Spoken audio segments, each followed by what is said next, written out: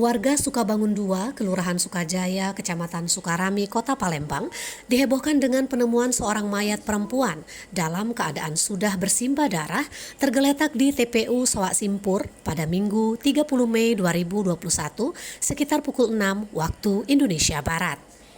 Perempuan tersebut kesehariannya berjualan bunga di TPU Sawak Simpur, bahkan sering tidur malam sendirian di pondok tempatnya berjualan. Belakangan diketahui korban adalah Nur Aini, seorang janda dengan 2 anak. Menurut Husma, 61 tahun, yang merupakan bibi korban, saat itu mereka hendak sarapan pagi sekitar pukul 6 waktu Indonesia Barat. Kemudian istri ketua RT setempat memberikan kabar duka itu kepadanya. Dijelaskan Husma, keponakannya saat ditemukan sudah dalam keadaan tertelungkup dengan posisi pakaian bagian bawah terbuka.